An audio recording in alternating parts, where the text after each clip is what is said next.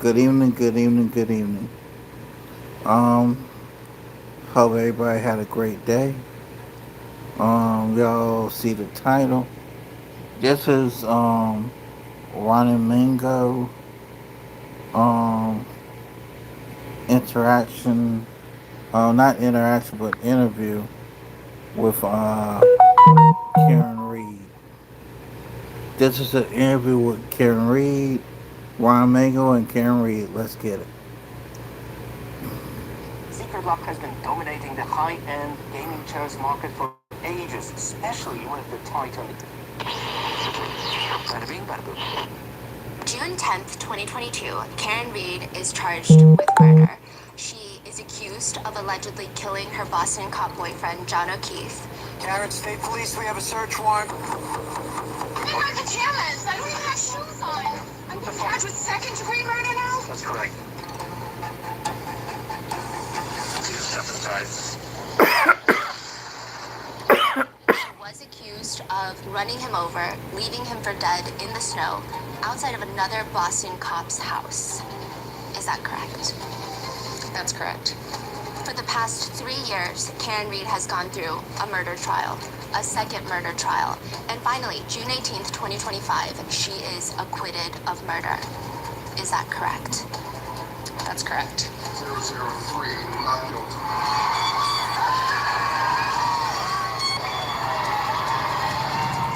And this is her first Okay, I formal did get sit-down it. interview since the acquittal.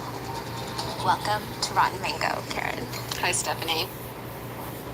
You are facing life in prison. Yes. June 18th, you get acquitted. What is that feeling in a way that's comparable to something someone watching can understand?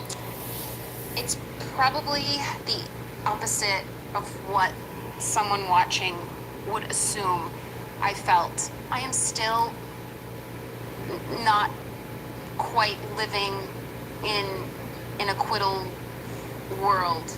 I thought I would just bounce back like on a spring. It hasn't been that way. I don't quite understand why. I'm trying to understand why I haven't felt more celebratory. And what I think is that I lived with some very singular emotions: fright, anger, and anxiety. It was very intense. Every waking hour, every hour, I thought about my freedom and if I could lose it. And those feelings just don't disappear when a jury foreman says not guilty. There is, of course, relief, but I don't just wake up the next day and I'm living the life I lived 5 years ago. I felt my grief was being replaced with anger that was then driving this adrenaline, and I woke up every day with a real purpose, and I was appreciative that I was free to pursue this purpose. And then all of a sudden, the purpose is gone, thankfully, but I don't have a routine to go back to. It's not there anymore. I don't have a job. I don't have a home anymore. And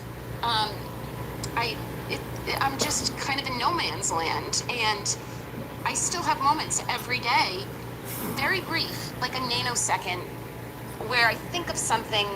I need to tell Liza Little this for this witness, or if God forbid I'm never convicted, I need to make sure I tell my mother this.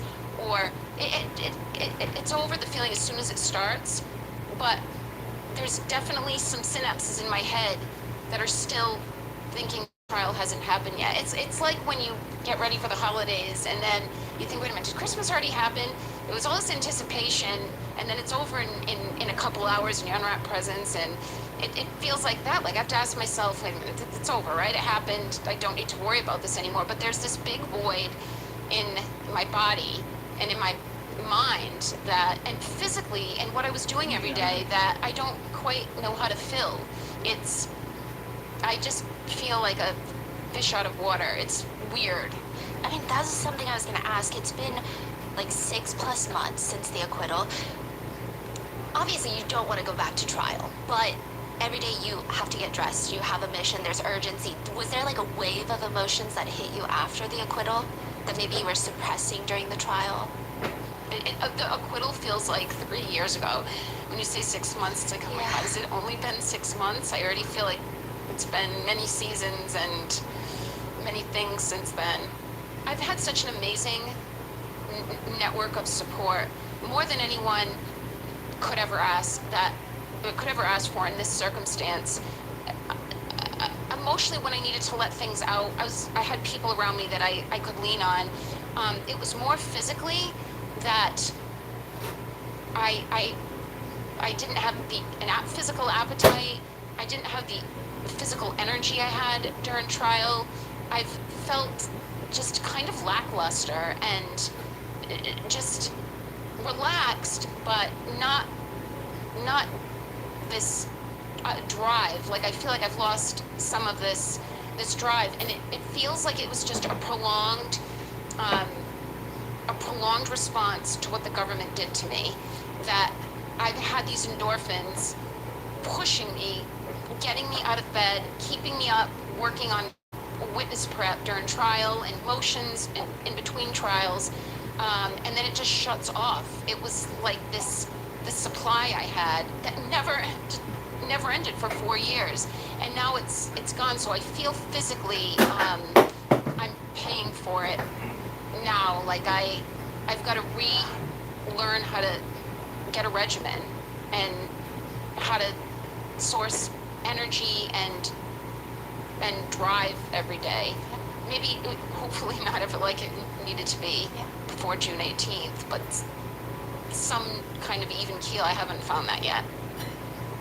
Do you like wake up in the morning ever like, oh my God, I'm late to court? And then it's like, okay, I don't have trial, like I'm free. I think I would if I live with my parents most of the time, so I'm not in the environs that I was in during court. But if I stayed at the Marriott in the Seaport, the Residence Inn, I may feel that way. I do get those moments of something that I want to tell one of the lawyers, or I want to remember, like, oh, these two dots connect, and then I realize, no, we don't need to know those dots connect anymore. We already addressed it. Thank God I don't wake up thinking I've got to get to court. I wake up feeling very fortunate that I'm not court ordered to be anywhere anymore. It's very frightening to know you are court ordered. This is not a job or school where you should be there. It's best that you're there, but no one's going to come arrest you if you don't go. And this is 2 trials plus 100 pre-trial hearings that I am court ordered. It doesn't matter how I feel physically or mentally. I have to be there, and I have to be there sharp because I'm a member of this team. So it's amazing waking up knowing no one is going to force me to be anywhere today. What did you do the first 24 hours though after the acquittal? Like 24 hours, what was that like? The first 24 hours. What say is the defendant at the bar not guilty or guilty? Not guilty.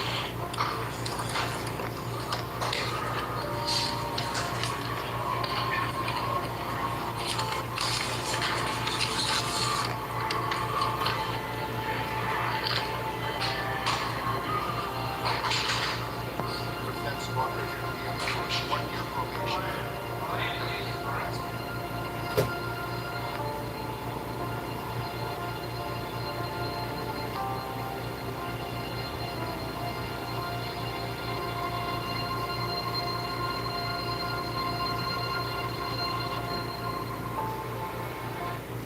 This is the show everyone is watching. Ready or not, here I go. Players walk in. Legends walk out. March Madness continues through April 5th on ESPN. Greatness is now playing.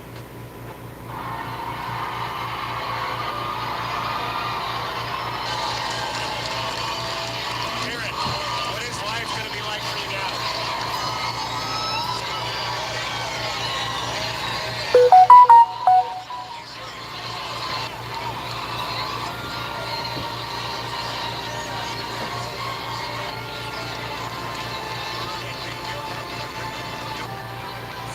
event, the whole ride back to the hotel, we were hearing from people at the hotel that the press and the neighborhood were already starting to gather in the parking lot.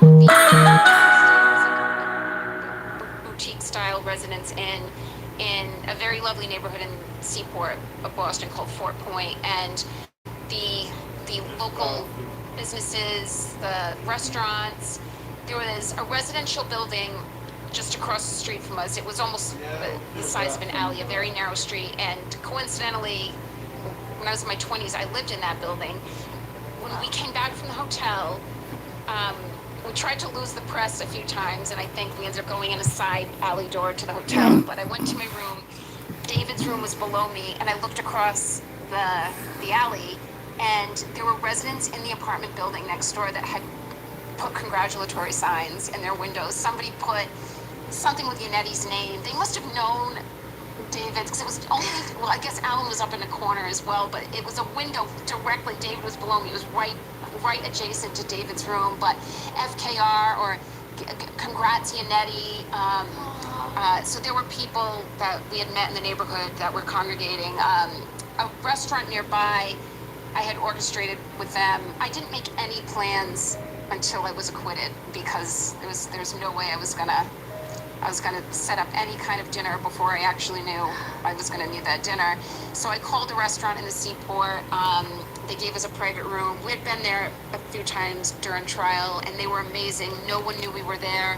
And it was my immediate family, my cousins who I'm particularly close to, and my legal team, and my local lawyers brought their families. And that was a very long 3-hour journey. It was very overwhelming. My phone was blowing up. I wanted to decompress with my parents. I barely even got to speak to them, and the waiter's coming over and asking if I wanted to do a la carte desserts, and I'm like, I just really want to go back to the hotel and lay on my bed. We were getting requests for Good Morning America and the Today Show and People magazine. It was all rushing. It was just flooding in, and I don't want to do any of this. I need a beat. Yeah. And I need to figure out how I'm going to tackle all the media. I was very, very overwhelmed. We all went back to the hotel, all the families. My parents came back. Obviously, all the lawyers were still in town. The following day, I think Liza might have been the first to leave.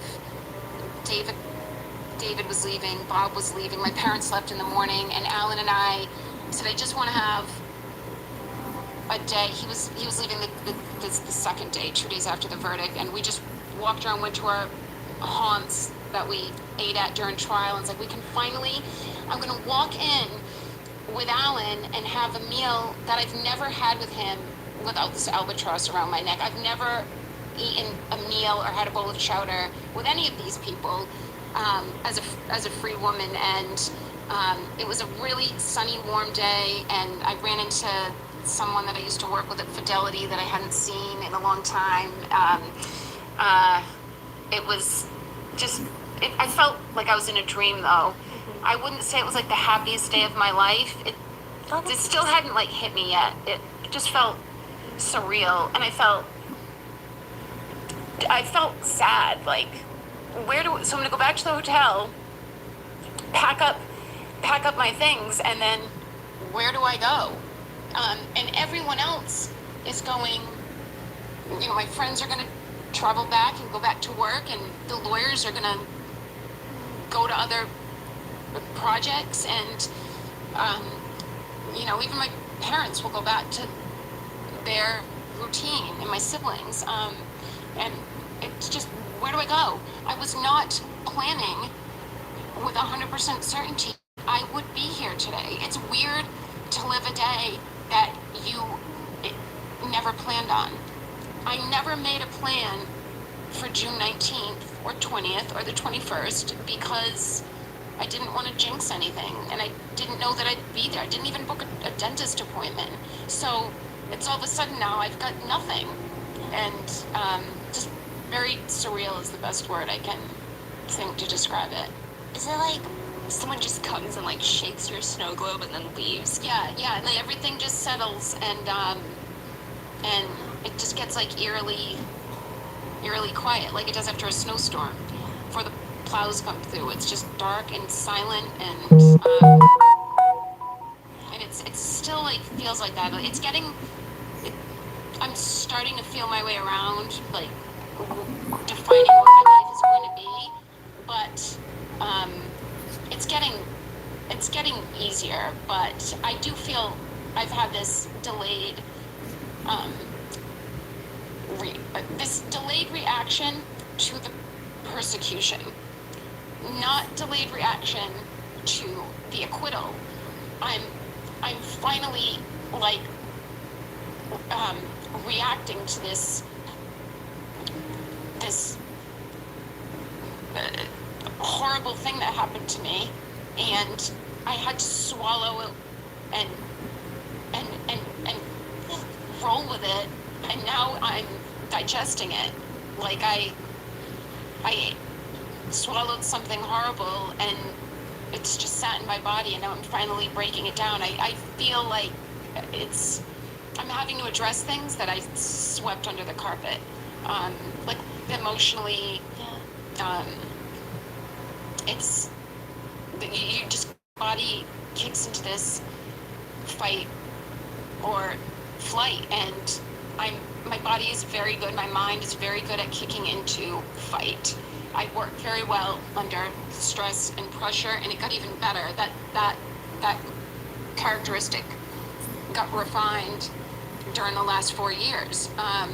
But you can't do that to your body and to your mind without paying the piper eventually. And I feel like I've had to do that.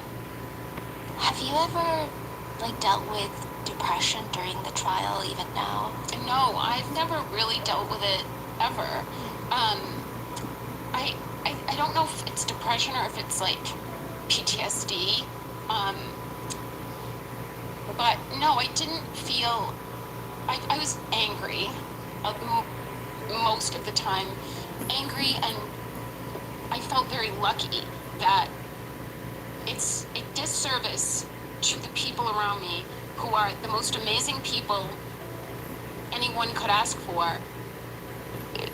And I'm not inclined to depression, so I'm not surprised. I went through a normal grieving process, but I didn't feel down that I had to sell my house and everything in it that I curated myself.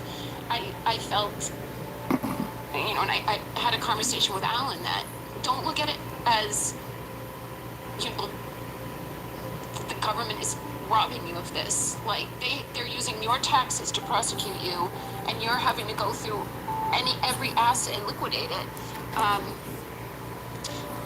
Look at it as an investment you made before you ever knew you'd be in this situation, and now it's paying off when you need it. And you're going to use this house to save your life. And I get a lot of words of wisdom, but they don't all resonate, and that did. But I think I really just feel that I've been running on endorphins that are now, the spigot just shut off, and I've got to inspire myself in ways like everybody else wakes up. And I look at everyone around me like, you get up and live lives and find inspiration, or physically and mentally, and I just have to do that like a normal person now, like retrain it. Yeah. Guys, I've been using this new acne fighting cleanser from Papa Tui for a few weeks now, and I'm not exaggerating. There's actually some people, perhaps a lot of people out there that think you are sitting on a beach, you are cashing in on a book deal, a documentary deal. Like, they think that you are good, you're set, you're in. This woman ain't good. How can anybody think that Karen Reed is good? Karen Reed done had her life turned upside down for the past 3 years. She done basically had the government and people in the community to come after her for no reason. Now, I will believe that Karen Reed can and will get her life back, but the question is, how long How long will it take for Karen Reed to quote unquote get her life back? And another case that mirror that mirrors what's going on with Karen Reed, trying to trying to get her life back. It's another case that we uh that was just happened this week. It's a Kelsey Fitzsimmons case, and I'll talk about the Fitzsimmons case at another time. Let's just get back into Karen Reed. Enjoying your life. Is that what it really is like? So we have announced that we're working with a publisher. This is Luke Janklow and a producer in Los Angeles. That's Julie Yorn. So I've only announced that I have agents and I have these producers helping me to sell this. I have made nothing on the documentary. In fact, I lost trying to fight for a piece of the proceeds from the documentary. I went into the documentary thinking that there was this Son of Sam law in Massachusetts, which prevents defendants from profiting. Or, you can't commit a crime and then write a book from prison and send your kids to college on the back of this crime. There is no Son of Sam law in Massachusetts, which we found out in the middle of making this deal with the documentaries, which was great. So I can get paid at any point in this legal process, even if I were convicted. We were not paid. I was not paid. No member of my team was paid anything from the documentary. It was very legally involved. I believe I was misled and taken advantage of, and we gave the documentarian our all. I did not see the documentary. I watched the end of the final episode. I don't know if there are 4 or 5. David, several people told me there was a nice moment with David and me at the end of the last episode, so I did watch that, and I liked it. And then I watched Dave and I said goodbye at the hotel, and then the documentary ended with me in my basement at the house I no longer live in with all the legal boxes, because the documentary ended at the mistrial. So I think she was trying to show, here I am just stuck at go again with our paper shredder and our printers, and I think I was like vacuuming the floor, and I was like, all right, I've seen enough. People close to me who watched the documentary said, based on what I had predicted it would be, it was not that. And I thought, this documentary experience has not been fun. It was incredibly invasive, which I knew it would be, but we still gave them more access than they could have ever hoped for. And the documentarian, I feel, went out of her way to excise us from enjoying not one dime of the proceeds. And based on what little I saw and what I've heard of the product, I don't need your money. You know what you did. You know what we gave you every day. My family, you were in our living quarters. You were in the SUV with us every day. You know what we gave you, and you know what kind of story you had from us, and you used us. You know you did. And I wish just never to cross paths with you again. I will tell my story with more control. We don't have a book deal.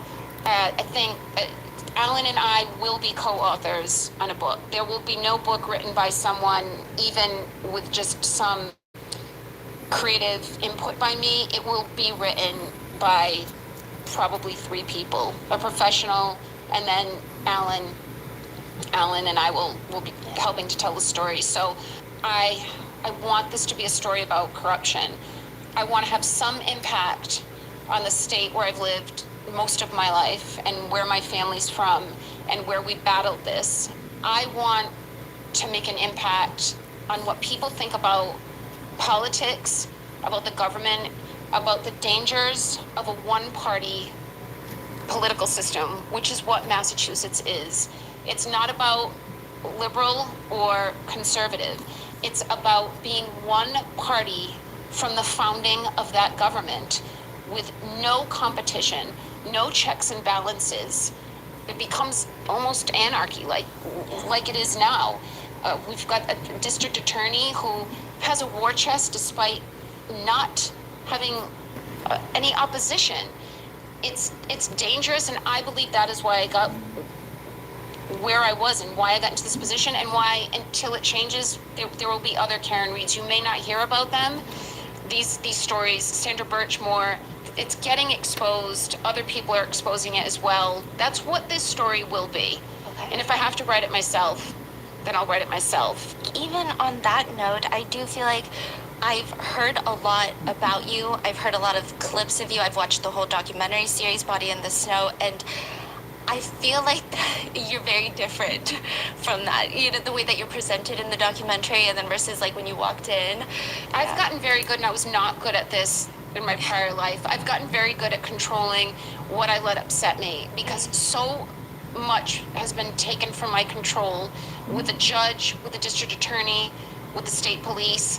I've been arrested. I've had my home 2 years later searched for electronics. Once someone comes in your home, you have no safe place anywhere. They've been in my parents' home. They've been in my house 3 times. So I've had to learn to control what I can control, which means not falling down a rabbit hole on Twitter, not reading comments on a video on YouTube. And I knew I had an idea where this documentary was going before it came out. We ended the relationship with Terry the documentarian on a very bad note, over money, of course. I had former students from Bentley. I had former colleagues. I had friends that traveled on their dime to interview for this documentary. These are people who knew me in all sorts of facets of life that I was then told those interviews didn't make it in. They didn't make it in, yeah. But John's sister-in-law, who, to the best of my knowledge, and to everyone's knowledge, I would guess, knows they didn't have the tightest relationship. Or a friend of his, there's been 2 friends of his I have never met. I was with John nearly every day for 2 years. I had dated him 20 years before that. And there's some guy and an old girlfriend who I never met. This is the closest you could find to John, people who never saw John and me interact. And yet I gave you friends, I gave you people from my parish, students, colleagues, and none of it made it in. So when the documentary came out, and I can't even remember when that was, I made a concerted effort. I will not watch that. What is the point to get upset? Because I know what didn't make it in, and people come up to me all the time that I saw the documentary. It was, wow! What a story it told, and I can't believe what you went through. But my family and friends that saw it, no one's raved about it because they don't feel it portrayed me. But I'm not surprised. Yeah, you shouldn't be surprised. Cast in a light that is not realistic. Yeah. Use PDF spaces, it's a new foundation. Grab your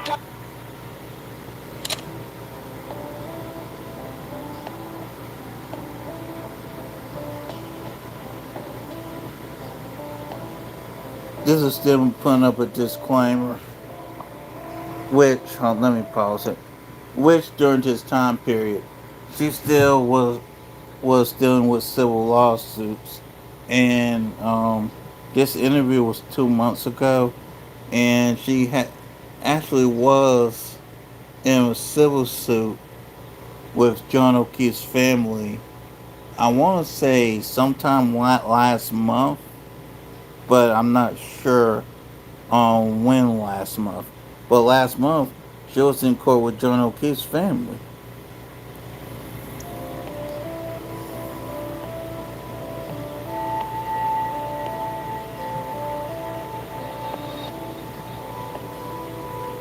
During our 4-part series on Karen Reed's case, I mean, that's over like 10 hours long. just with the sheer amount of people that were involved, we did have to resort to coming up with nicknames or monikers, some of our own creations, some that we've adopted from social media discourse, and out of just pure habit and pure personal style, I might still just these people with that nickname. We called Brian Higgins, Brian Haha Higgins, Michael Proctor, Michael No Nudes Proctor. That was literally just so Hi, people what's could have up, an idea of Wayne? who we're talking about when we mention a name. If I do that, that is not Karen poking fun at anyone. I honestly should probably prefer that I don't use these nicknames, but I probably will throughout this episode. And on top of that, another disclaimer is Karen is right now involved in multiple civil lawsuits involving a ton of different people. So there might be some questions that she cannot answer legally, and that's just for legal purposes. So with that being said, what do you think happened to John O'Keefe? John O'Keefe entered the garage or the house at 34 Fairview and much sooner than later, met his demise. Based on his injuries, it looks to me like he got into a fight and fell backwards. There was not a single pathologist in either trial that didn't say the mortal wound came from falling backwards and hitting his head. That was agreed on. He had bruises on his hands. The prosecution tried to say that those came from IVs, but I've had many IVs. I've had them in my hands, and my hands never looked like that. But I dropped him off. He went up to the breezeway, and 6 a.m., I find him in a heap, missing his hat, missing his shoe, and laying there with a piece of glass in his face. So someone in that house killed John O'Keefe.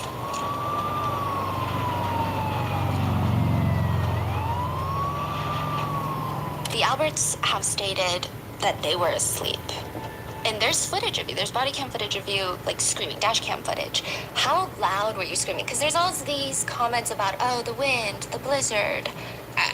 I've done research, and my understanding is that the snow can muffle sounds. I don't need to wonder if Brian Albert and Nicole Albert were awake. According to the Commonwealth's own witness, mine as well, but theirs as well, Ian Whiffen, Nicole Albert at 5 a.m. has an answered phone call from Jen McCabe. Answered and deleted. One Jimmy Furthermore, K. Nicole Albert at 6:07 a.m. and 6:08 a.m. has 2 more phone calls, each lasting about 7 seconds, from Jen McCabe, answered and deleted. This is not conjecture. This is not my theory. This is in the data. Pour over my phone records. By the way, I had no deleted calls, no deleted Google searches. I actually didn't have any Google searches at all. But I know from the data, according to the data, unless the data is wrong, and this is Celebrite, that's used, it was just used to help convict Brian Walsh of murdering his wife. The same Celebrite used by law enforcement globally is telling me that Nicole Albert's phone answered a call from her sister at 5 a.m. and then 2 more at 6 a.m.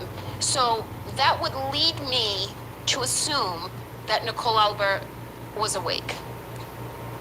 Have you guys ever tried to recreate the quote-unquote butt dials? No, because it's not possible. It's not possible. I have called people, and we jokingly, my friends and I, and my family and I, we say butt dial when we mean, like, I may be scrolling through my call log, and I accidentally activate that name and it calls, or someone sent me their number on Instagram, and I went to press it down and copy it so then I could save it in my contacts, and it called them. And then I'll say, haha, butt dial. But it wasn't an actual accidental phone call made while the phone was completely inert.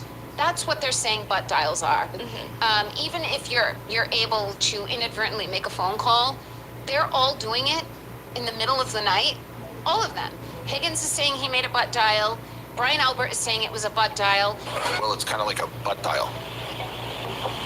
I believe I used the word butt dials. Well, I used a phrase that people commonly used as a butt dial. Not just a butt dial, but a butt answer and a butt hang up. Yeah. On both ends. So you're saying you accidentally called him, he accidentally answered, he accidentally hung up, and then you accidentally hung up. Jen McCabe said the slew of phone calls to John at 1:15, between 12:30 and 1 o'clock, she had over a dozen phone calls to John. She's claiming those were all butt dials. What are the chances these people who were together all night are engaging in, if you count them, somewhere in the neighborhood of 20 butt phone actions? Answering, dialing, What? hanging up. They meaning the Alberts, McCabe's, and Higgins, appear to have kept it simple and agreed to several mantras, and just those mantras. One of them was butt dials, and the other, I don't recall, or not that I recall. I don't remember. I don't recall. I don't remember. I don't recall. I don't recall. I do not recall. I don't recall. I don't remember. I remember this all too well. If they were coached, it was smart. Of course Keep it they were simple. coached. Because when they start to add Of course they were details coached. to their renditions of what happened that night, they're Dumbasses. completely inconsistent. Brian Higgins said his Jeep was parked in front of the house. He backed it up. He had a plow. He went into great detail, and he jokingly plowed some snow for Brian and Nicole to pull in, and then Matt and Jen, and then he V'd out and pulled in front of the house by the mailbox. Yet Jen McCabe didn't see the car, and she was apparently on night watch at the front door and never saw a Jeep with a plow, which is something memorable. Ryan Nagel, Ricky D'Antonio, and Heather Maxon were behind me. They never saw the Jeep. So my point being, their group thought is simple, but as soon as you require details from these people, their stories are all over the place. Do you think Chloe, the Albert's German Shepherd, is still alive? This is the question I get asked the most, is what happened to the dog? And I realize I do not have a dog. I realize this is where society is a lot of us love dogs more than we love people, or just as much. But I get this answer, this question constantly. I have no idea what happened to Chloe. I Based on what I think know, no one does. I would guess the dog is dead. I don't believe it's the dog they Either claim the dog is is up in New Hampshire. dead, We asked for proof, or they gave it and all away. they gave was animal control vaccination records that I can literally go Which to don't mean a animal damn control and thing. get a copy of the vaccination records. And this woman in New Hampshire, who we have no address, no phone call, no phone number for, she's claiming this is the dog. This was his birthday, and this is his vaccination. Well, anybody can get that. Yeah. At what point in the investigation did you feel like, okay, this is not an investigation into a tragic accident? I'm being framed, but like, what is there a specific moment it hits you? So they had my phone in my car within a half hour of coming to my parents' house. So they left my parents at 4:15 on January 29th. They took my phone and they took the car. I was hoping desperately, this is a case of they've got the wrong guy. Yeah. I'm arrested on February 1st.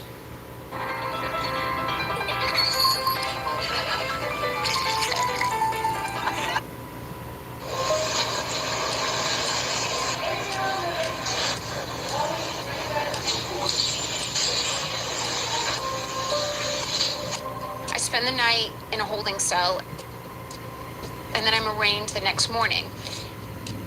I hadn't met in person David Yannetti, but I had already engaged with him on January 29th. He comes to the holding cell at the courthouse in Stoughton, and he has one copy of the police report that Michael Proctor authored. He's holding the police report. Now, they're already calling my case at 9 a.m. It's like 9:10. And I don't know what I'm walking into. I don't know what they have against me. I don't know anything. David is holding the police report and we're reading it together. They only gave him one copy. So his hands between the bars, I'm leaning in and we're reading it quick. I don't know how I had the focus to even comprehend and read at that moment. It was like just another fight or flight focus, Karen, this is about to be read in front of a courtroom filled with people. The first thing that stood out to me was, it said they arrived at my parents' house, Proctor and Buchnick arrived at my parents' house at 4:30 p.m. and left at 5:30 p.m. And I knew right away that was wrong. I've lived in New England most of my life. 5:30 in the middle of January is pitch black outside. 4:30 p.m. is almost pitch black outside. And I knew when they left my house, my parents' house, it was still somewhat light outside because I remember watching the flatbed with my truck go by the front window. I knew they had gotten to the house around 3 o'clock, and I knew they weren't there for 2.5 hours. So I thought, well, maybe this is how police reports are written initially in a cursory fashion, that they're approximate times, and then we can tighten timelines later. But that always bothered me.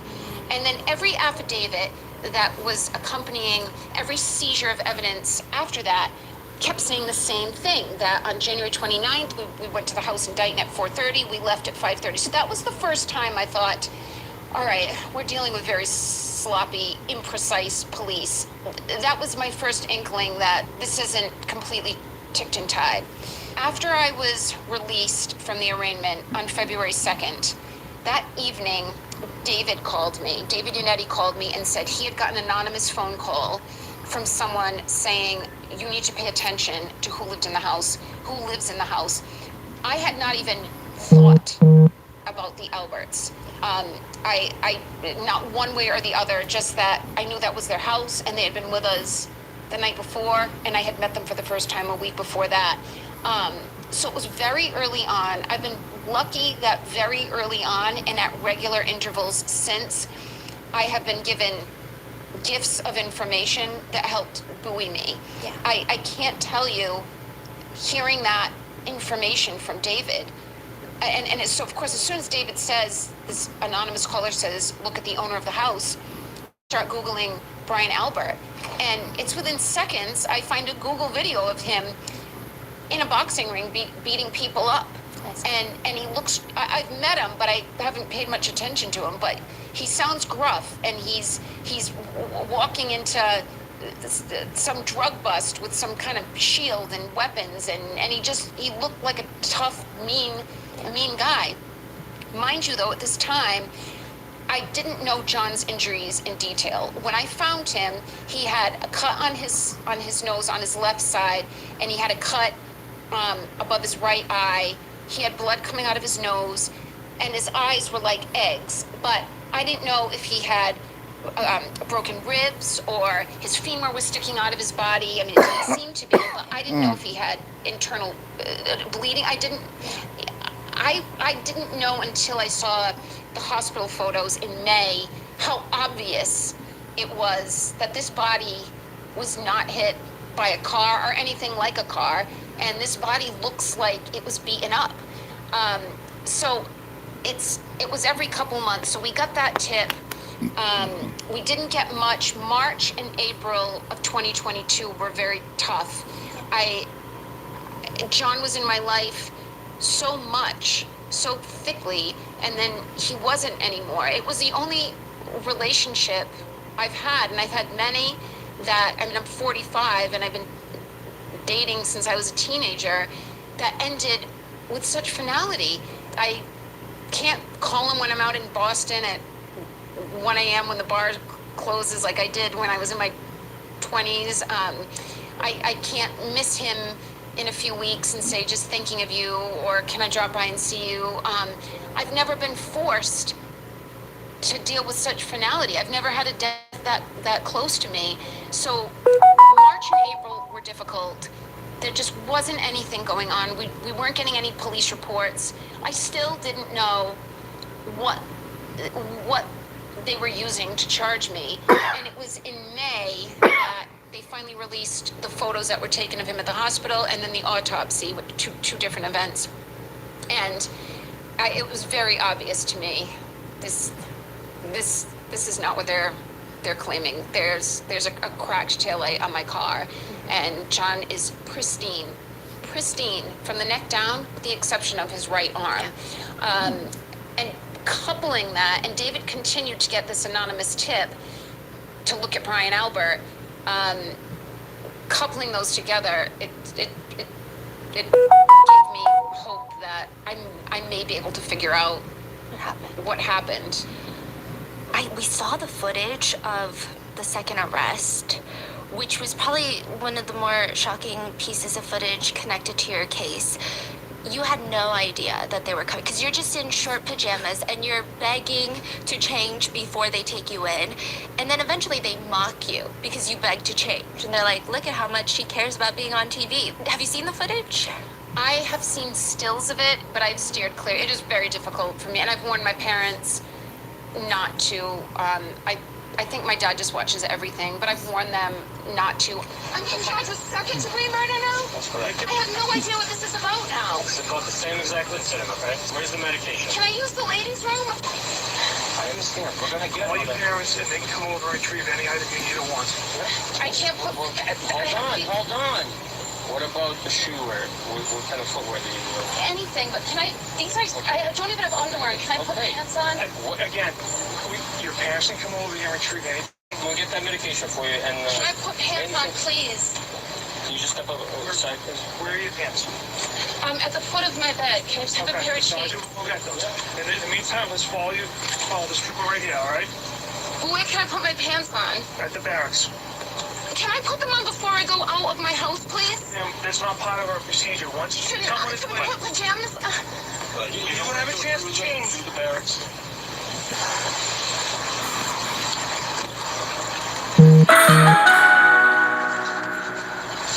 Cheddar Scratch Kitchen. Every day we're cooking up American classics and home-style comfort food. Come see why our chicken tenders are legendary. And our pot pie is so good, you'll think... Then you gotta put that door, the double lock.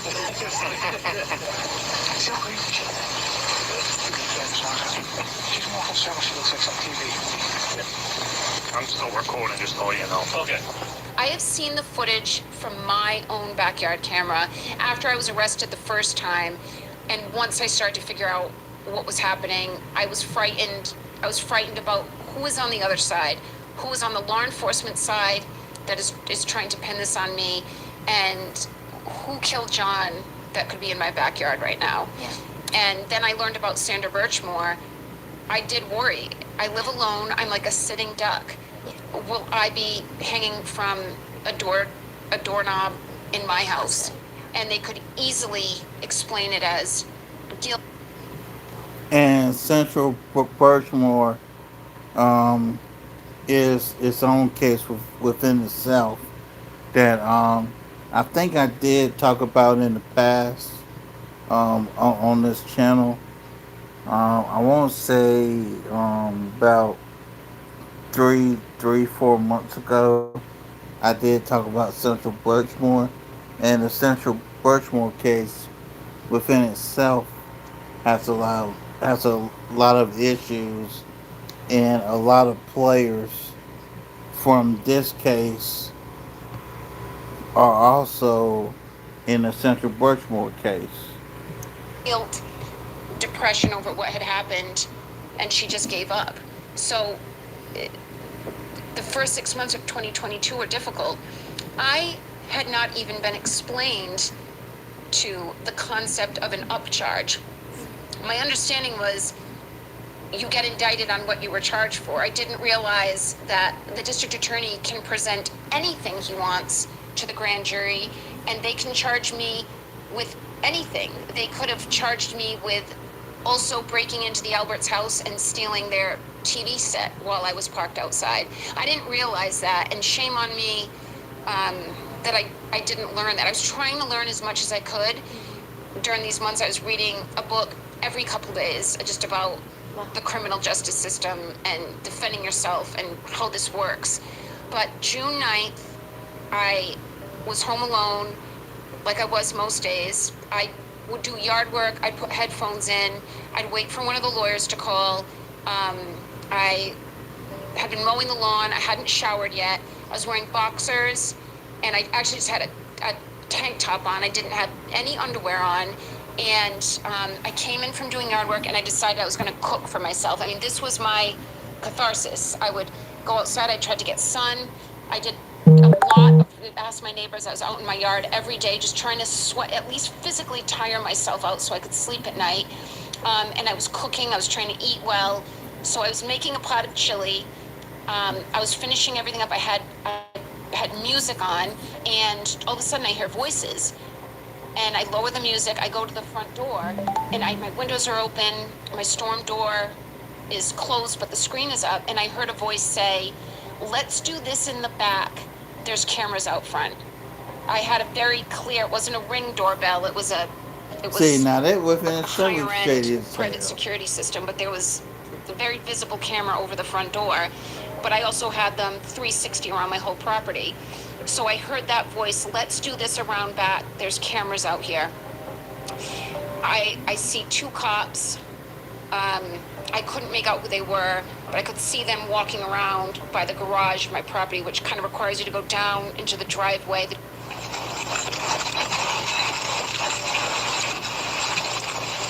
garage sits under the house, and then up a hill into my backyard. So I start shaking. I look out a window. I see there's a Mansfield, the town I lived in, Mansfield, Massachusetts, cruiser, and then I think two unmarked cars. Maybe there was a third, and I thought that something's happening. The first person I see, now I'm looking out the back window. I'm reaching for my cell phone.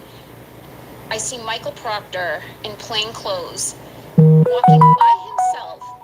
Now he's soon to be followed by Buchnick and another state trooper, I believe, and a Mansfield cop. I think the state police have to call in local assist whenever they're in a different jurisdiction. Oh, she's out back. Outside? Yeah. There's somebody in the house. Yeah. For a split second, I thought Michael Proctor was there to hurt me. I had no idea. Why is he here? Why is he in plain clothes? Why is he at my back door, which is almost in the woods? There's no inviting path to my back door. You'd have no reason to go looking for my back door. I called David Yannetti, and it's just like a dream where you just can't dial the number, or you're trying to text and you can't text right. And it's like that in real life. Like your hands are shaking, and you like 3 or 4 times before I finally was able to dial it correctly. And I said, "David, Proctor's here. There's police here.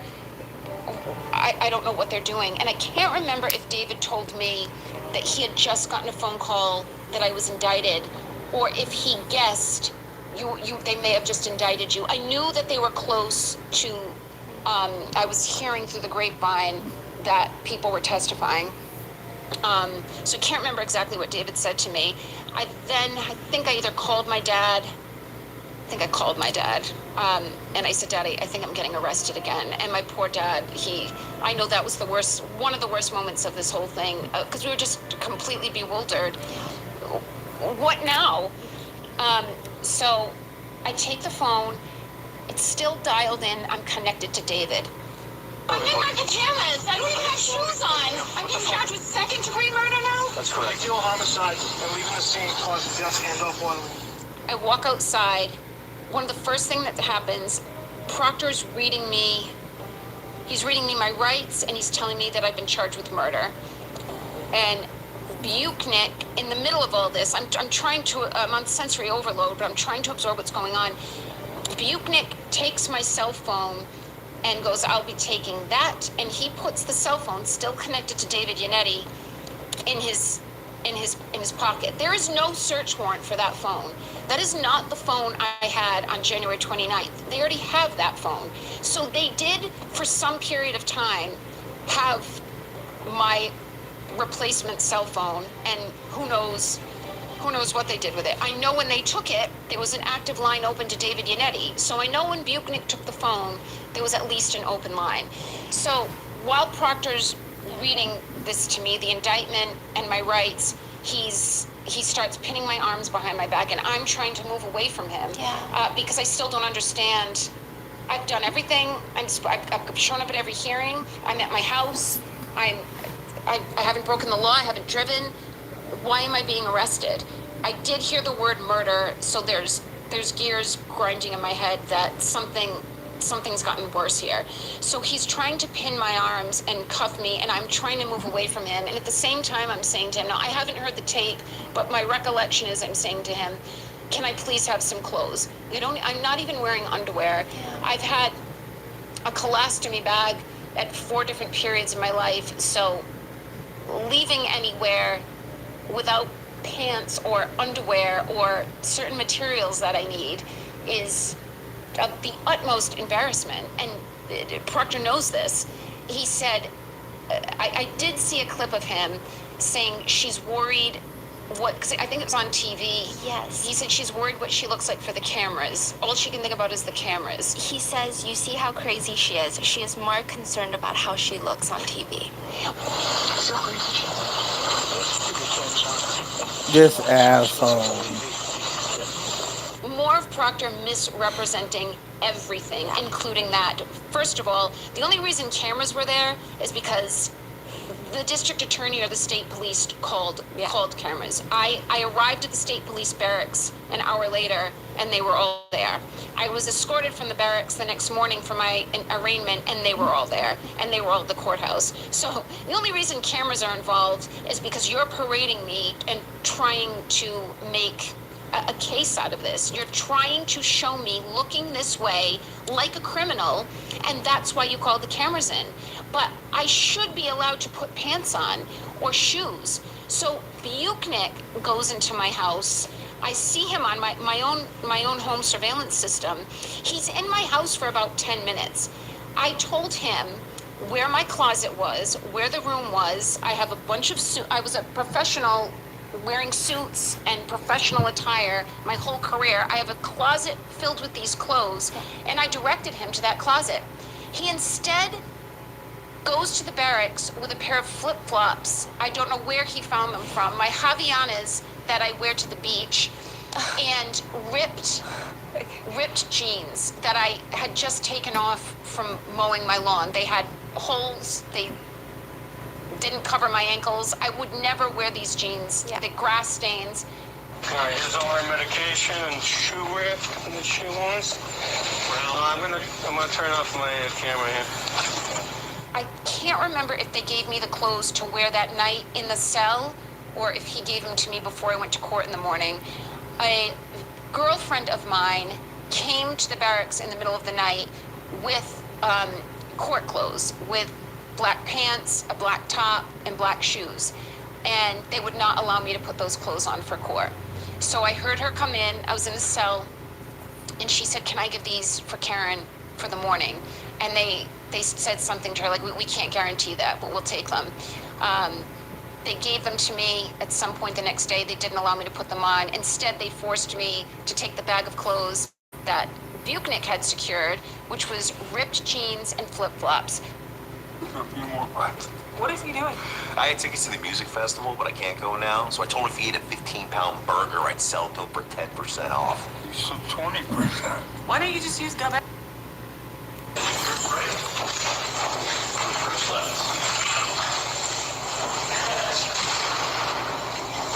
That night was one of the worst nights of my life in the past 4 years because I called David from jail, and he was worried. He was not able to tell me anything to allay my fright. I mean, it's not concern, it was fright. And he said, they've upcharged you with murder. I don't know how they were able to do that, on what evidence, but they've increased the charges. They want to keep you locked up now through trial, through verdict. But if we're asking for bail, they're requesting $1 million, which of course I did not have. So I spent the night knowing that I've got to go before a judge tomorrow. I didn't know what judge it would be. And I have to hope they lower this bail, that they allow me to post it. A judge can deny you bail altogether, that you're a danger to society, you've been indicted for murder, you're not going home. There are active lawsuits between you and Michael Proctor, amongst others, so there's some things that you can't say, but there are things that are indisputable. So Michael Proctor himself has admitted that he has texted people in group chats. He texted that he hasn't found your nudes yet. He talked about and made fun of your medical condition, saying, quote, "She's got a leaky balloon knot, it leaks poo," calling you a, quote, "whack job cunt," and then basically saying you are a babe with no ass. She's got a leaky balloon knot. You followed that up with the phrase leaks poo, didn't you? I did. Yeah, she's a babe. Weird Fall River accent, though. No ass. When did you first find out about these text messages? What was going on in your mind? I knew there were vile text messages. They were under a federal protective order. They were first encountered by my team, by my lawyers in February of 2024, just before the first trial. I was not able to view these text messages.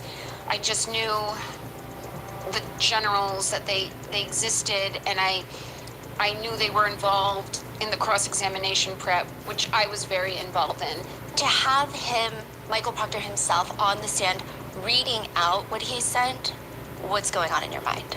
There had been some leaks on Twitter that I saw an account, we called her a big, which I assumed someone like him uses language like that anyway. I knew in general that they were vile, but when he read them, I was actually annoyed that Adam Lally preempted us bringing these messages out in cross-examination. That should have been our moment. He's your lead detective. You're letting him lay this case out. This is showing bias. And Adam Lally, and you always run into this issue with trial, that if the evidence has already come out, you risk the judge saying, Mr. Jackson, Mr. Yannetti, that's already been asked and answered. So there was this worry that Lally is going to let Proctor read the text messages with very flat affect, and he did. You could barely understand. She's a babe with no ass. She has a leaky balloon knot. And next question, it was by design. Let's get him out there and preempt the defense from getting it out there. Luckily, we were still allowed, and we made the biggest moment of it. I cared more about his lies. What he said about me and my anatomy, it's disgusting, but it did not embarrass me. Michael Proctor does not have the ability to embarrass me. In fact, I have all that I have in my life right now, and the love and support and new endeavors such as this, and meeting people like you, ironically because of Michael Proctor and what he tried to do to me. Joking about my apple, I mean, I don't even want to say it was a joke. He was talking about my rectum and that I've had rectal surgery. That this is a father of children, of boys, scarily. This is a husband of a woman, someone's son. This is a cop with power and carrying a gun and my age, more or less, and this is what this is his vernacular. But balloon knot and talking about my rectum, you're not embarrassing me, you're embarrassing yourself. And my medical issues, I've never been embarrassed by. I've struggled to deal with them in society and in intimate situations, but I'm proud of what I've had to deal with. And the more I talk to people and the older I grow, I know everyone's got something. No one's escaping completely in one piece as we age. I cared more about his lies, him lying so blatantly. Every search warrant, 9 of them, took the car at 5:30, Why? Because the CERT team, and this was another major lamppost in 2022 for me was when I was finally indicted after the awful experience of June 9th into June 10th. The floodgates opened, and now we get all the discovery. And a cousin of mine who's an attorney, we agreed we'd get the discovery, which was thousands and thousands of pages. And we attacked it from, I think she went from the beginning to the middle, and I went from the end to the middle. And she's a lobbyist, she was working full time, but every night she went home. I worked on it all day, she worked on it all night. And she called me one night. This isn't about July, so I've been indicted now and upcharged for a month, and we're working our way through our discovery. I don't know what day, I would be guessing, but it was like a Thursday, a weeknight. She calls me at about 10 or 11, and she said, Karen, read the CERT report. This is the Crime Scene Services search team. It's an 8.5 by 11 piece of paper, and there's a whole box for a narrative about the evidence that was found at 34 Fairview, and there's only 4 lines that I needed glasses to read what they said. And it was that the first pieces of red and clear lens were found at 34 Fairview. I can't remember if the report said 5:45 or 6 p.m. And then all of a sudden my light was not there all day long, because that was something I could not reconcile for months and months in 2022. But how did my tail get there? How did they somehow find pieces of it broken at John's house from when I hit John's car at 5 in the morning? And were they able to transport those? That's the only thing I could figure out. And I still didn't have an answer as to why he lied about taking my car at 5:30 when he actually took it and left at 4:15. And it was that night in July. The CERT team did not find taillight until after Proctor had the taillight. And he had to get himself out of Canton at 5:45. If he's indicting at 5:30 in a blizzard. Twice Yearly Prep is here. One office visit every 6 months, 2 times a year for HIV prevention. 5 miles from Canton, there's no way he can be in Canton with the Lexus and the Lexus's red taillight at 5:45. And it was just the biggest eureka of more than the text messages, more than the butt dials, more than the phone and the SIM card cut up at the Air Force Base. To me, it was the cornerstone, because it just bothered me. I just couldn't reconcile, how did my taillight get there? I know I did not break my taillight at 35. I tried to think of every scenario in which I could have, and none of it was reasonable. And then I realized that moment it was placed there after they had access to it. And the inverted footage. And of the inverted footage, I mean, the inverted footage didn't come for 2 more years, but when Proctor was on the stand reading the messages. It was a whack job. See you. Objection. So don't spell it. You have to. So these are your words, Trooper Proctor? Yes, Your Honor. Go ahead and say them. Yes, she's a babe. Weird Fall River accent, though. I'm going through his client's phone right now, correct? Yes, after the picture, sir, yes. Who's the client? I was referring to Miss Reed. He also called her retarded. Correct? That is what's written. And that's what you read. I have no memory of reading that. I acknowledged him going through the phone on my Apple Watch. I have no memory of him writing retarded on a text message. Did you encourage that statement by Michael Proctor by liking it with a thumbs up? I don't know if it encouraged him, but so I cannot speak to that. But that's what you did. I acknowledged the text message being sent. How close did you remain in contact with Michael Proctor after high school? Very close. Could you read all of them, please? These are not my words. I'm not really comfortable reading these. Do I have to say these words out loud? I'll say the words, and I'm going to ask you if I'm reading accurately. Is that better? Yes. 11 p.m., 5 minutes, 57 seconds. Mr. Proctor says, from all accounts, he didn't do a thing wrong. She's a whack job, and then uses the C word to describe. Is that accurate? That's accurate. At the bottom, from one member in the group stating, oh, she's skating. Yes. Mr. Proctor responds, 0 chance she's skated. She's effed. She's fucked. Yes. And then one person in the group says, no ass bitch. Accurate? Yeah, that's accurate. Mr. Proctor, there's a response, laughed at, quote, no ass bitch. Yes. Somebody in the group says, is that chick a smoke? And then the same person follows up with a question mark. Accurate? Accurate. Mr. Proctor responds, E-H. Yes. Nutbag, as my chief would say. Yes. She's got a leaky balloon knot. Yes. Leaks poo. Yes. Are those the words of Mr. Proctor? They are. Did I read those accurately? You did. But you're still friends with him? I am. He could be a pig and I could still be guilty. That's why I wanted the focus of the jury to be on Proctor's lies and the actual framing and how was this orchestrated, and not on the fact that this man is a vile pig who talks about people's rectums. You could still have a guilty woman and just a very unprofessional investigator.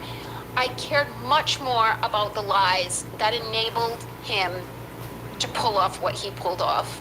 And the text messages were just, I just spent my energy assuring my parents that do not feel bad for me. This man does not have that power over me. Anyone who looks at me differently because some stranger who's never seen me, naked, is going to talk about my anatomy. Anyone who finds that entertaining or is going to judge me for it isn't anybody I want in my life anyway. Yeah. During the trial, you're sitting there, the witnesses are going up onto the stand, they're testifying. They're like, Karen did this, Karen said this. How do you not go up and testify? Do you not have the urge to be like, no, let me tell you? I did have the urge, and I tried to quell that and to satiate it by doing the documentary so that I could go back to the hotel at night and be interviewed.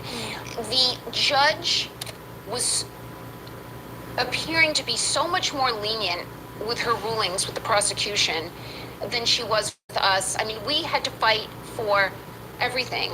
And it seemed to be a one-way street, that there was a worry if I testified, the prosecutor, especially Brennan, he seemed to be given even more latitude than Lally was. He did this with our witnesses. He was putting words in their mouths in his questions of those witnesses. Not exactly, but for example, something like he would say to Dr. Wolf from ARCA, so after a car has backed up 60 feet at 20 miles an hour and damaged this arm, then did the car keep going? Like you can't testify for the witness.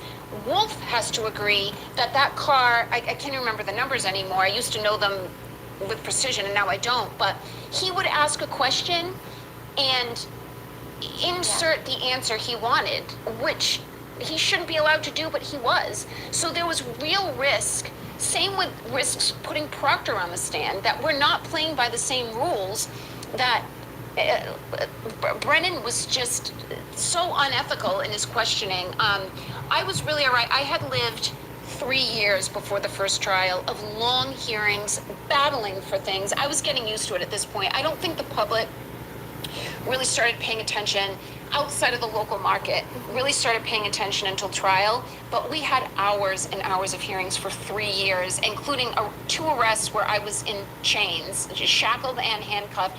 So I had gotten very good at venting to the people that were there to be vented to, and I knew if I can escape this hell, I will be able to get my side out. So it wasn't as bad as people think. Like, how did you watch this person and not scream?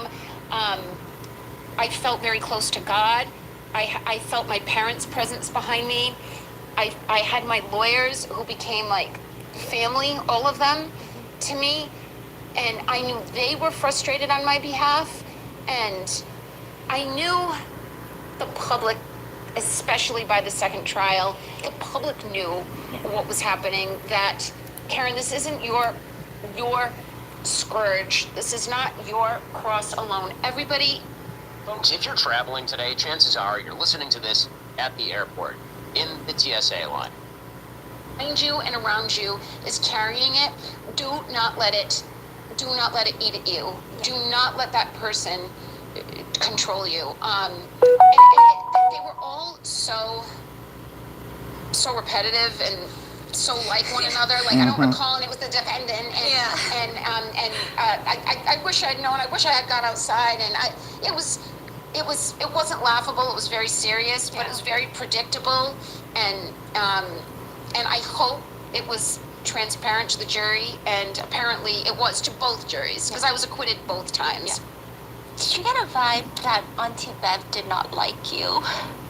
Yeah. Judge Canoni. Yes. I felt that Judge Canoni did not. I felt that she had a personal animus towards me, absolutely. I felt it very early on. In our early hearings in 2022, we wouldn't be called right away because there were other cases. They started prioritizing us, and we were drawing such crowds that when we would have a hearing, they would get it started very promptly to help clear the courthouse, get us all in and get us all out, get the media out, and then hear other cases. But early on, when it wasn't attracting a big crowd, we would wait our turn, and there'd be other cases and other defendants called. And I was sitting at a hearing, I want to say it was September of 2022. It was like the first hearing that Alan was on the team for, and we were sitting in the back row, if you're looking at the courtroom on the left side, waiting, and there were maybe 4 other cases that she called, and every defendant, it was all 4 men, maybe 1 woman. Thank you for being here. Thank you for dressing professionally for court. She said this. It was on repeat for every. Thank you for being here. Thank you for dressing professionally to court. This happened multiple hearings. She never said it to me. There were moments that I felt she was ruling unfairly, but as far as not liking me, that was the first indication I felt she may not like me personally for some reason. And then there was a moment with the verdict form in trial 1 where, I mean, your viewers need to see the verdict form if they haven't, that they then tried to present in the second trial. Again, this verdict form, it had, just by setup, it had the word guilty 8 times and the word not guilty 3 times. It's visually confusing. It's visually confusing, and it's prejudicing the jurors to think I'm guilty because they just see the word guilty so many times. So Alan is arguing with the court and with the clerk that we want to revise this verdict form. And she's arguing this is how it's always done, Mr. Jackson. This is how it's done in Massachusetts. I mean, that was the topic of what was happening at the time. And she just kind of dismissed it. And we're done here. And I went, like, just like that. And she said, is this funny, Miss Reed? Okay, I disagree with you. All right, excuse me. This is funny, Ms. Reed? All right, we're done. All rise to the court, please. I think it was prejudicial towards me, the defendant, that she chose to characterize my exasperation as making a joke of the proceeding. Is this funny, Ms. Reed? My jurors and the media heard that, and that was a gross mischaracterization. Judge Canoni knows exactly what my reaction was. It was one of disbelief and exasperation and frustration. And she addressed me. I have lawyers here who speak on my behalf. You can address my lawyers who can address me. But you addressing me directly is baiting me to then respond to the court, which will not end well for me. But those, and the list goes on, but her calling me out, like, she knows what I'm going through right now. Yeah. She knows how difficult this is for any defendant to stand trial. When the verdict was read, we were prepared for a sentencing hearing. So my legal team in the days of the verdict watch was split up into 2 groups. At the hotel, Alan had a suite at one end of the top floor, and Bob Alessi had a suite at the other. And we had two teams. Liza, Evan, Alan, and I were working on the closing argument. David, Yannetti, Bob, and Sophie and Sydney, two of our interns, were in Bob's room working on a sentencing hearing. So if, God forbid, I was convicted of anything, which we thought there was a likelihood I could be convicted of the OUI, based on how the first trial ended, hung up, jurors were telling us they were looking for an OUI, not a manslaughter OUI, but just garden variety OUI that was not there. They were working on sentencing that if I was convicted of OUI, we fully expected, I did anyway, my lawyers were split, that Brennan would ask for the maximum 2 years. So it was such a difficult decision to put the OUI on the slip because I felt I was almost guaranteeing I was going to go to jail. That with this district attorney and this judge, if I don't put OUI on, the jury is forced, if they want to convict me, it's going to have to do with John's death. But once I put OUI on, just drunk driving, I'm much more likely, based on the evidence, the blood alcohol taken from the hospital, I'm more likely to get a conviction. And while I'm not facing life in prison, I could be facing 2 years in prison. I had to have, I got about a dozen character letters, they're called, of not friends and family, but teachers I've had, students I've had, co-workers of mine. And the character letter has to be written on the premise that you are guilty. You're not arguing for my innocence. You have to accept the conviction, but then argue for the judge based on my character and what they know about me personally, that she should go light on sentencing. So I'm in one room preparing for a full acquittal with Alan's clothes, and then I'm running down the hall and making sure all the letters, the character letters are getting printed, and we have case law for the judge that this is a first-time OUI. What do you do for a first-time OUI? You suspend their license and they go to a drunk driving class. If Brennan, which we expected was going to argue for jail time, we had to have a robust motion in opposition. Why not? So the verdict is read. I'm relieved, but I'm still waiting after the final not guilty, the leaving the scene was read. I still have sentencing because I was found guilty of the OUI. So Judge Cannoni looks at Hank Brennan and says, and what do you recommend for sentencing? And this was almost more shocking than the verdict. Truly shocking. Like, I had expected it, if I had to bet an appendage, had thought if I was convicted of OUI or anything, Brennan would ask for the max sentence. And I thought she would split the baby and say, well, the max is 2, I'm going to give her a year, which is still devastating. So she looks to Brennan and he says, the Commonwealth recommends 1 year probation with a suspended license. And she looks at him and says, same as every other first-time offender. And he goes, same as every other first time. And it was like the most charitable thing. Actually, not even charitable. I'm miscalibrated. It was fair. He's not used to that. Hey, Mr. Brennan, what's the Commonwealth's recommendation? Your Honor, the Commonwealth moves for sentencing. We recommend probation, 1 year, 24D program. So the standard that everybody else gets on a first-time OUI? Certainly. Okay. We ask that you be treated no differently, no better. So I'm happy to do it. All right. Thank you all. 1 year probation, 1 year probation on docket number 002. It's the wildest turn of events. I couldn't believe that this man, Brennan, was just arguing in his closing argument 2 days earlier for me to spend my life in prison. And then he has a moment with a judge that seems favorable to him to send me to jail enough to hurt. A week is enough to hurt. And he says, just slap her on the wrist. I looked at him and it just, so wait, were you faking all along? Or you know this is the only way to be saved with your public image is you lost, so now you almost have to be reasonable. But this is just it just felt like a big game that they call in the jury, they're about to read the verdict. They stuff the courtroom with court officers because if I'm guilty of, if I'm sentenced to anything requiring incarceration, and if I'm convicted of murder, I'm getting cuffed right there on the spot. I can't reach behind and squeeze my mother. I can't hug one of my lawyers. It's over, and I'm walking out the back door. So they surround you, and to prevent any outburst and to control me, and then in the blink of an eye, it's, yeah, just make her go to a DUI class, and there's a parade out front for her too, by the way. It was just, that was the most befuddling of the 3 months of the second trial, was when Brennan said, yeah, just 1 year probation. I'm like, wait a minute, you've been trying to end my life. Can you at least be consistent? Yeah. And pretend you think I'm a bad person? Can you just finish the charade?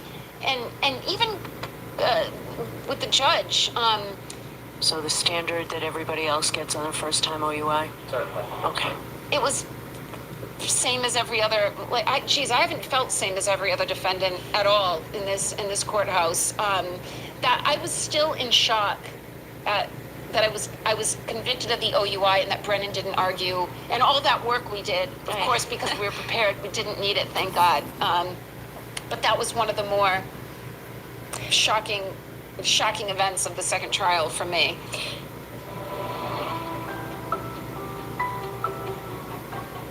It is entirely a brand new year, which means I wake up every new year and I think of all the crazy things that I'm going to do, all of just like the most insane plot lines, and then I have all these fresh goals.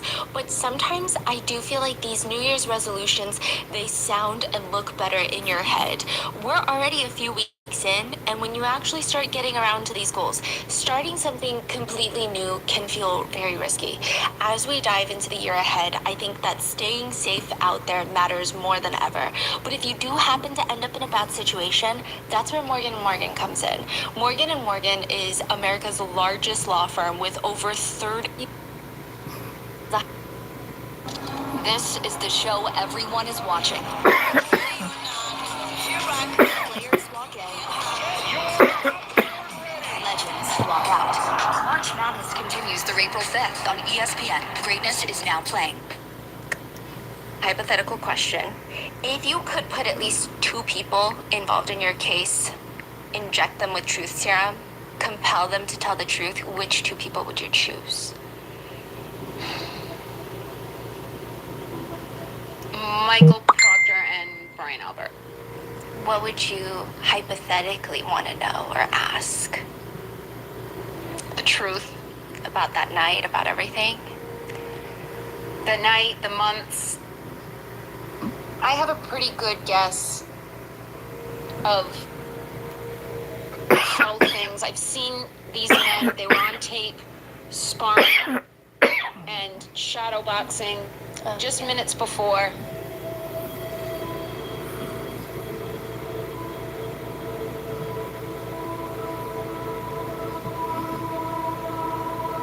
Just minutes before. I can surmise, based on what I know of these people, what I know of John when he's been drinking, what I've seen of Colin Albert when I've had to cross paths with him, I can surmise what happened.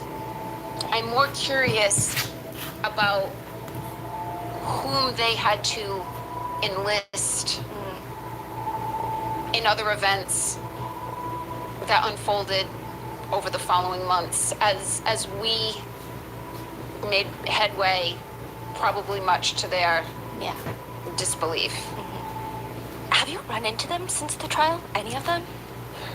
Like in public? What would you do if you did?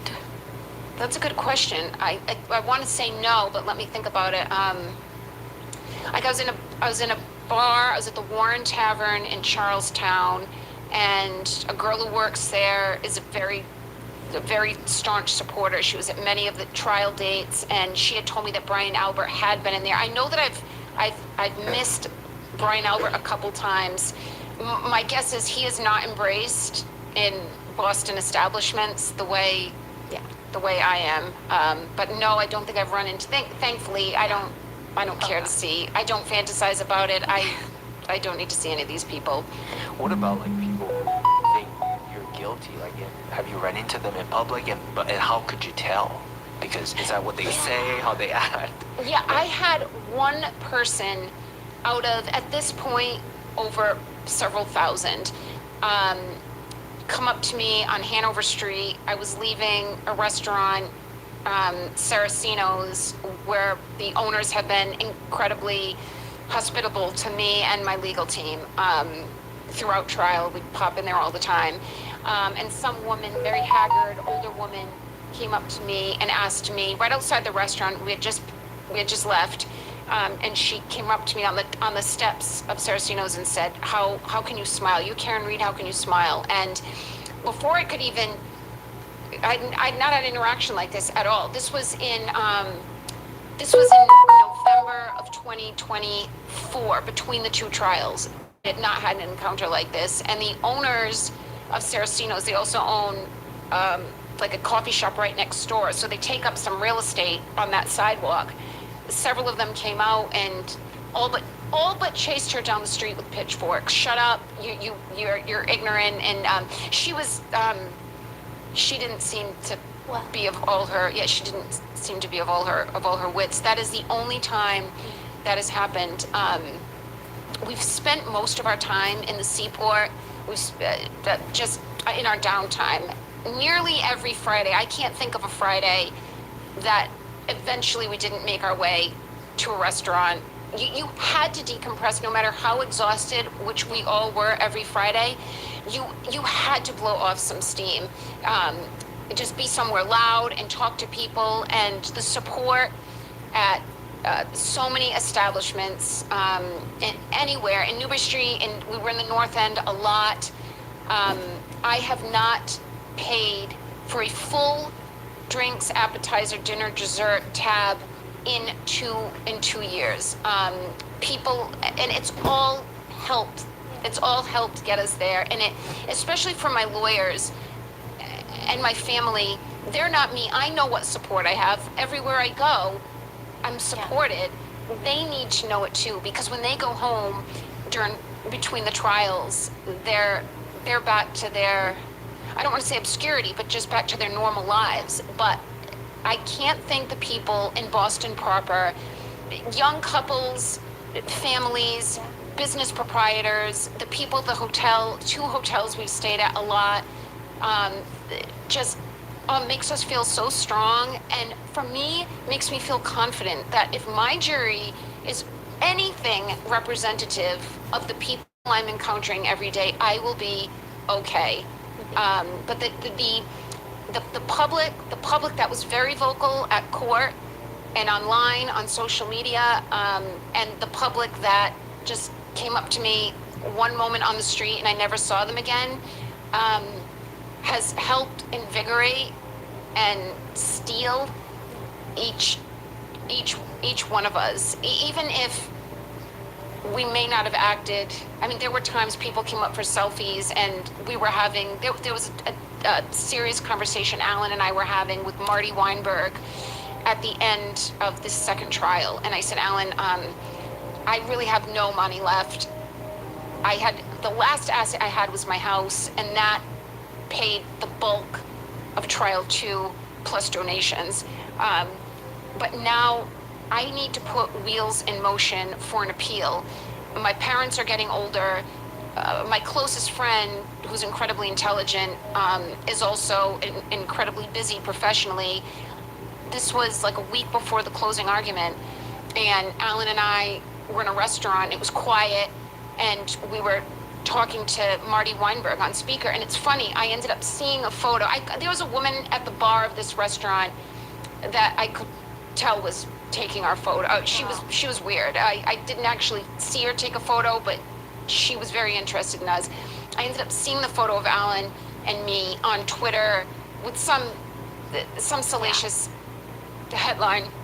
And I thought, I showed it to Ellen. I said, if they only knew what we were actually, if she had just walked over and spied on us, the headline would have been even better than what the contrived headline was, which is Karen Read and Alan Jackson overheard on the speaker with Marty Weinberg discussing a potential conviction. And Marty, we don't talk about a lot because he's just come in as a pinch hitter, but it's been in such major ways. And the appeal, which was somewhat thankless because we didn't have any success with it after the first acquittal, the mistrial. Yeah.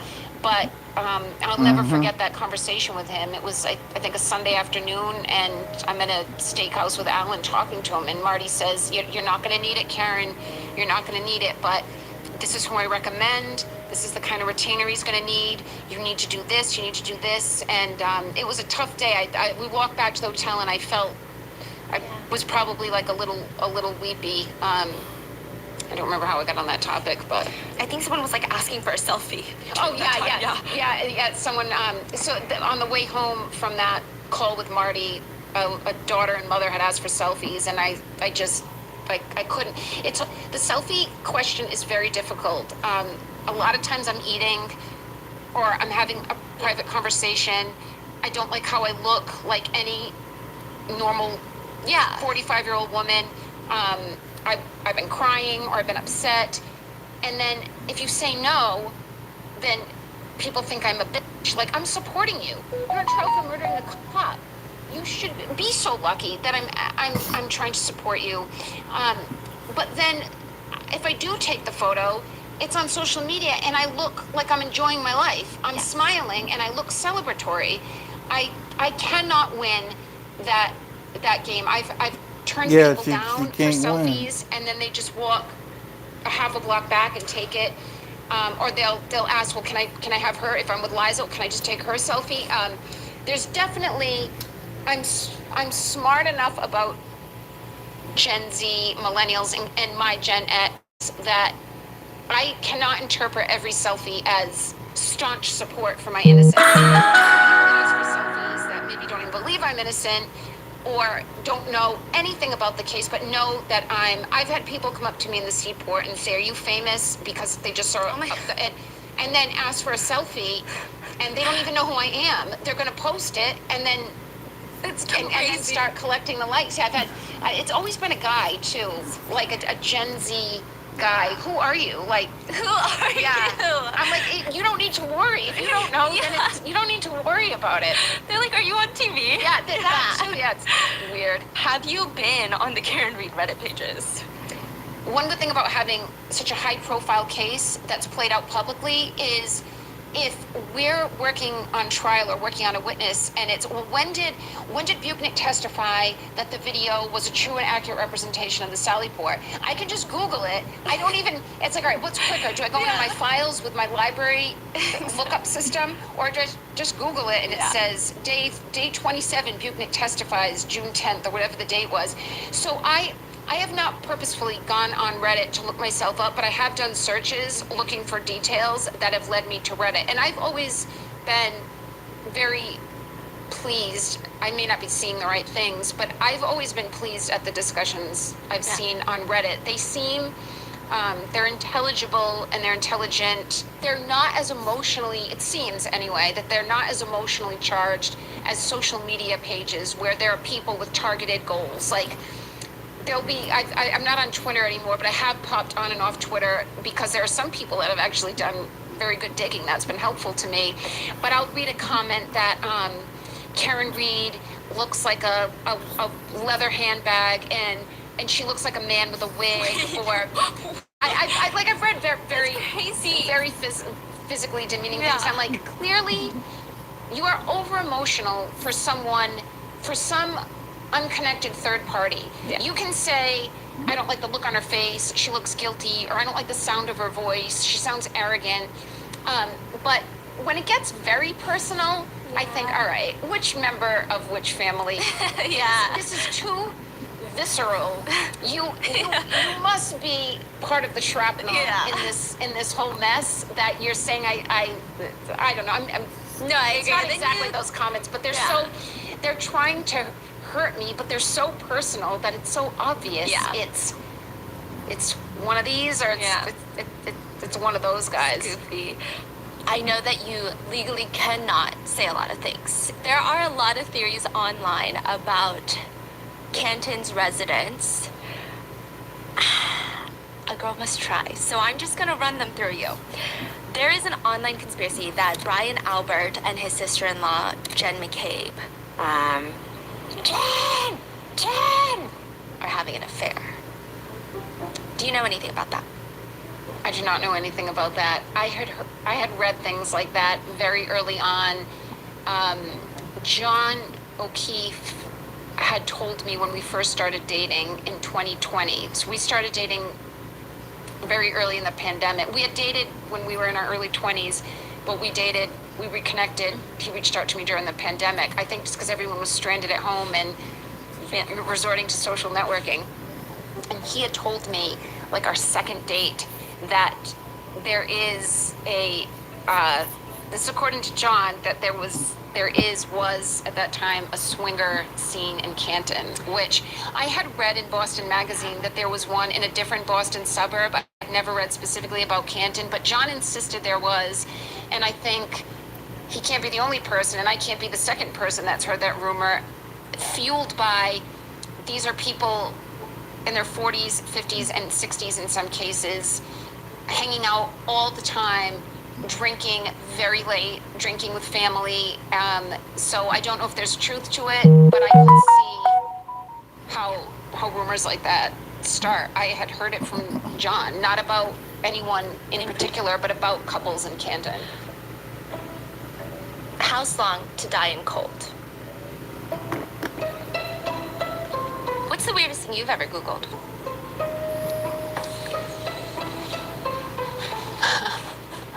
What's the weirdest thing I've ever Googled? At like 2 a.m. Oh God. I'm sure I've Googled something weird. I haven't Googled anything incriminating. Yeah. I'm sure it had something to do with like matching wires on a chandelier at my house, or something like to do with fixing something, like what is this bolt that's sticking out of my lawnmower or something. But I don't know. I don't think I've Googled something like perverted Oh, God. person anyway. But There is an online rumor that Jen McCabe has voodoo dolls, plural, of you. Do you believe it? I don't believe that. You don't? I don't. That's good. Okay, because that would be creepy. I don't know how I would feel if someone had voodoo dolls of me. I feel like it's not working. Yeah, that's true. My husband saw a post on Chinese social media. A former student of yours wrote, and this is translated, so I'm going to read it. Okay. Karen Reed was my university professor. Back when I was applying for graduate school, she was the one who wrote my recommendation letter. She is sharp-minded, always positive, and someone I often had long, inspiring talks with. She encouraged me a lot. She even told me how I should learn to protect myself in the future. The financial industry is not a stranger to male supervisors and female subordinates with quid pro quo situations. I watched all the live stream news coverage of her trial. I tried to stay in touch, but I couldn't find her LinkedIn, so I decided to write this post to commemorate her. She will always have a special place in my heart. Is her name Claire? Can you check? Yeah. You remember? There was a group of Chinese students I had around 2018 that I got very close with, and they would just hang around, and it stood out to me because it was winter semester, and I taught till about like 10 at night. So when a student stuck around, they'd walk me to my car. I did bond with that group, and one in particular named Claire, but it might not be because I think I am connected to her on LinkedIn. I'm sad I don't speak Chinese because I never saw that. Oh my God. Yeah. The name I saw was Lulu Chen. Maybe that's her Chinese. Oh, I do know who that is. I do know who, oh my God. I have not thought about her in a minute because of all that's happened. I do know exactly who that is. Wait, yeah, Lulu you Chen, remember all your students? I remember her. Oh my God. No, because if you write a letter and she's saying we had these conversations, and I remember very petite and long hair, and she was very very trendy. I remember Lulu. She even said that one time she walked into the class and you complimented her on her shoes and bag. Yeah, I was just gonna remember her bags. I was just trying to. She's saying you're the most fashionable teacher. That doesn't take much. That doesn't take much. Yeah, she was very fashionable, very earnest, and I know exactly who she is. So, hi, Lulu. I hope you're doing well. Do you miss teaching? Do you like? I do. Yeah. What did you mainly teach? Like, so finance, but like what?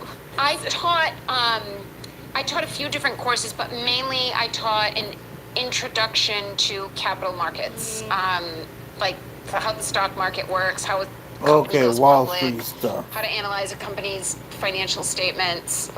We did a lot of real world examples. I taught through the financial crisis. I started teaching in 07 or 08. I started at Fidelity in 07, and I started teaching in 08. I felt at Fidelity I was very, very much junior. I was a very small fish and just the best pond to be in, but it was difficult on my self-esteem.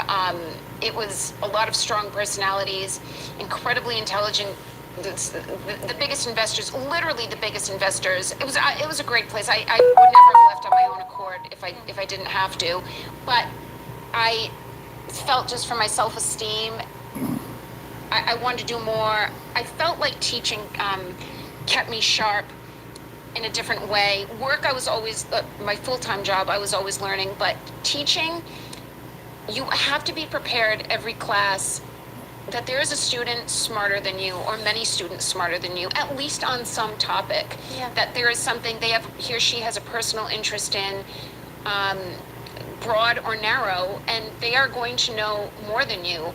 And you have to know, how deep can I prepare? How much can I help enhance the subject matter? And when do you say, I am not familiar with that. I'm not familiar with that company, or I'm not familiar with that investment product. You cannot fake it.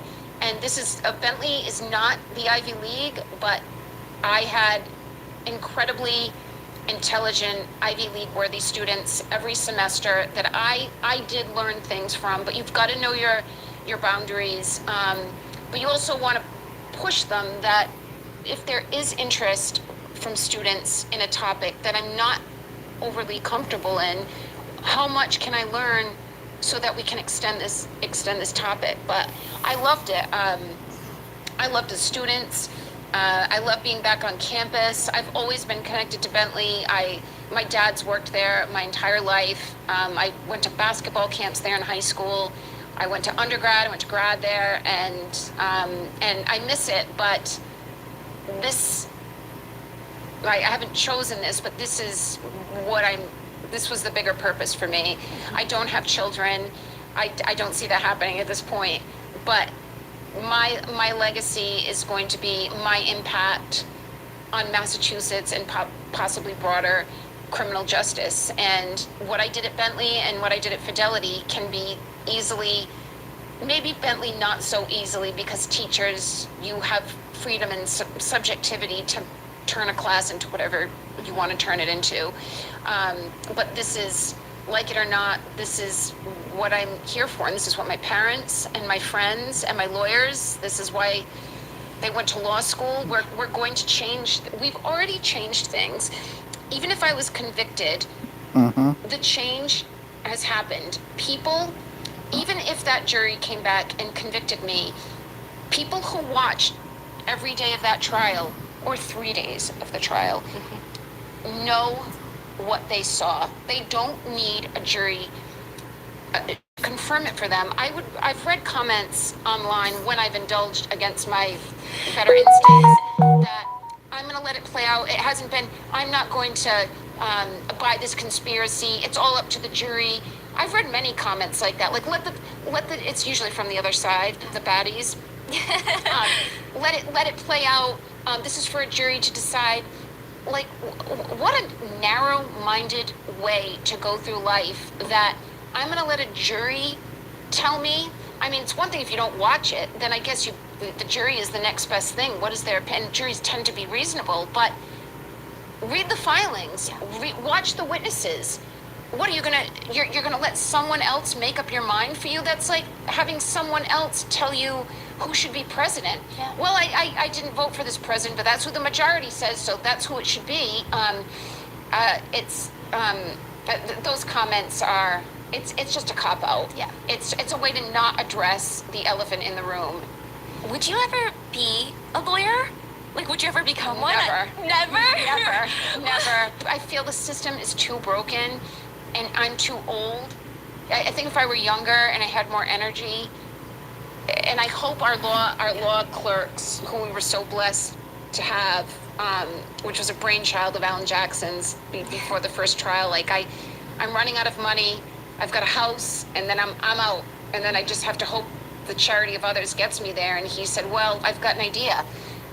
Let's see if there's any law students. We've got the best universities up here. Let's see if any third-year law students want to help." And we just got to rush. David went to BC Law. Alan went to Harvard, and we had a week of interviews, Zooms. David and I interviewed.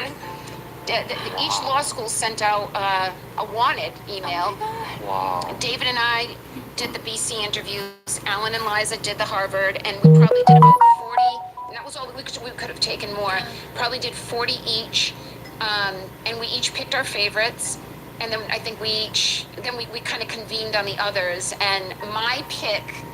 So I interviewed the Harvard, the BC. My number one pick from the jump was Evan Wolk, who ended up working on the trial the most for us. They were all great. And then towards the end of trial, Evan had a contract to work at a big firm in the Seaport. And I said, "Oh, I would love for you to go work with Alan," like, because he and Alan got on, and Liza, the three of them, like, there was a real, Alan and Liza have a great complementary dynamic, and Evan just fit right in, and I kind of engineered it. I would talk to Evan privately, and then I would talk to Alan, and now Evan's with Alan. Alan and Liza interviewed the Harvard students, and we ended up choosing 4 or 5. Among them was the editor of the Harvard Law Review. She's graduated, but Sophia Hunt, she was kind of our leader of the interns, like the conduit between the interns and Liza, who was managing the interns. But we could not have done what we did in the second trial with a whole new prosecution, new witnesses, trying to keep out the voir dires and the Daubert hearings, which we did not have the first trial. It took us 3 days to get Dr. Russell qualified to testify in trial 2. This is after she's already testified in trial 1.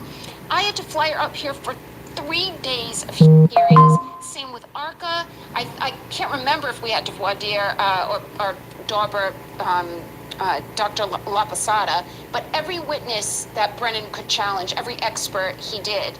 And we could never have handled that. We did not have the bandwidth without these law students. I mean, they would sleep at the hotel on couches in our rooms. They'd wear the same suits the next day. I mean, they were indefatigable and just a total lifesaver. They become like family to us. They helped save my life, and I didn't know them 1 minute, and hopefully, I know them forever now. Did you guys have a group chat?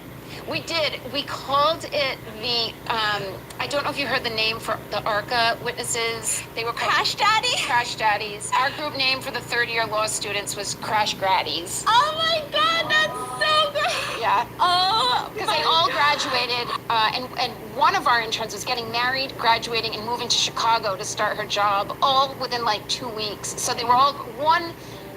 Sophie, who's is like a little, more like a daughter to me, I guess, but I treat her like a little sister. She hasn't graduated yet, but the other 8 have all graduated. So our group thread, I think it's me with the 8 of them or the 9 of them, was Crash Graddies. That's so good. Speaking of, have you seen the clip where it appears that Auntie Bev, it appears from Social Opinion that she's checking out Crash Daddy?